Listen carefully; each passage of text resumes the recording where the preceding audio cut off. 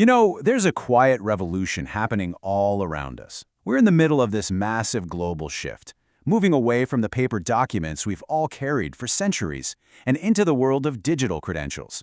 It's completely changing how we prove who we are. Okay, let's get into it. Just think about it for a second. What if you could just walk up to a border gate, glance at a camera, and poof, the gate just opens. No more fumbling around for your passport, no waiting for a stamp.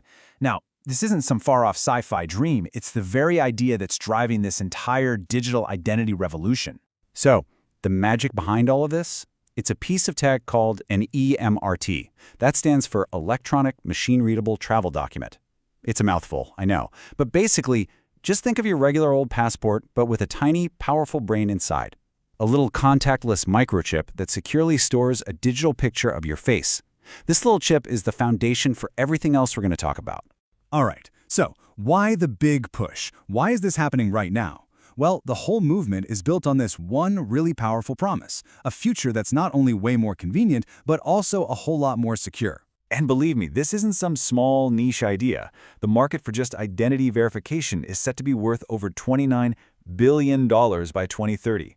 That is a huge amount of money and investment, and it tells you this isn't just a passing trend.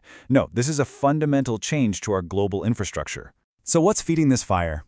Well, it's pretty much a perfect storm, really. For one, identity theft is just exploding. At the same time, businesses in banking, healthcare, you name it, they desperately need foolproof ways to know you are who you say you are online. And on top of all that, you've got governments pushing really strict regulations, like Know Your Customer, while they're also trying to digitize all their own services. And just to be clear, we're not talking about some far-off future. This tech is being rolled out as we speak all across the world. Take Bahrain, for example. There, a new national biometric ID card is literally the key to getting secure access to all sorts of government services online. Then you've got Colombia, where iris scanners and facial biometrics are already totally changing the game at airport border crossings, making everything faster and way more secure. And it's not just a few gates here and there. In Spain, they're deploying over 120 of these new generation automated border gates across their major airports. This is happening at a massive scale, right now. Okay, so that's the shiny, promising side of the coin. But with this promise of seamless security comes a pretty serious warning. Civil liberties groups are raising some really tough questions about the potential for digital control. A group called European Digital Rights, or EDRI for short, they put it really bluntly. They argue that you just can't look at this technology in a bubble. It exists in this power dynamic between us, the citizens, and the state, and it comes with very, very real risks of discrimination and exclusion. And this is where things get, well, complicated. You have this huge contradiction right at the heart of the debate. On the one hand, you have official EU documents for these new travel systems claiming, flat out, that no new databases will be created. But on the other hand, EDRI's analysis says, hold on, the system's design creates exactly that, centralized facial image databases. And that quote, it just nails the central concern perfectly. Right now, when your e-passport gets scanned, the data is checked and then it's gone, immediately discarded. But these new systems they're proposing, they would store your facial image in a central database for days before you even get to the airport. That's not just an upgrade. It's a completely different way of handling our most personal data. Which leads to a really critical question, right? They often sell these systems to us as being voluntary. But if you choose not to use it, and that means you're stuck in systematically longer lines and face way more hassles at the border, can you really say your consent to join was freely given? Okay, so to really get what's going on here, we have to pop the hood and look at the tech itself. Because it really is a total double-edged sword, locked in this constant battle between security and fraud. So how does your e-passport stay secure today?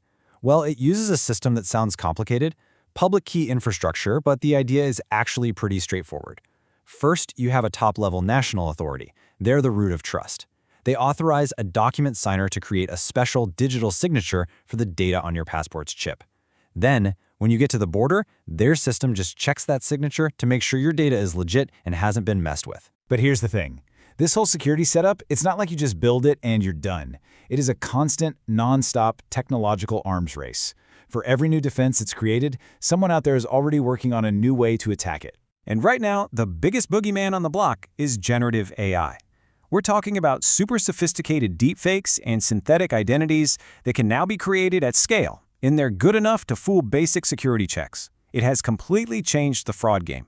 So how do you fight back against these hyper-realistic fakes? The answer is something called liveness detection. See, it's not enough anymore to just match a face to a photo. The system now has to prove that it's a real, living, breathing person standing there at that moment, not a digital puppet or a high-tech mask. But if you look just over the horizon, there's an even bigger monster lurking in the shadows: quantum computers. Experts are warning that a powerful quantum computer could, theoretically, break the encryption we rely on for basically everything: our banking, our communications, our identity, and it could do it in minutes. So how do you prepare for a threat that could break everything? Well, the defense is already being built. It's called post-quantum cryptography, or PQC. Researchers are already designing a whole new generation of quantum-resistant algorithms built from the ground up to be safe, even from an attack by a massive quantum computer. Like I said, the arms race never stops. So where does that leave us? We've got this incredibly powerful technology on one side and this really deep, important debate on the other. This isn't really about passports anymore. It's about the future of identity itself and what choices, if any, we'll have in that future. At the end of the day, it all boils down to a series of trade-offs. For every amazing benefit, like seamless convenience or better security against fraud, there's a pretty serious risk on the other side. You've got convenience versus surveillance, security versus data privacy, efficiency versus the very real risk of excluding people who can't or simply won't opt in. There are no easy answers here. Which leaves us with the one final question that really matters. As our physical identity becomes just another piece of data, flying across networks and getting stored in databases we'll never see, who is truly in control? Is it you, or is it the systems you're using?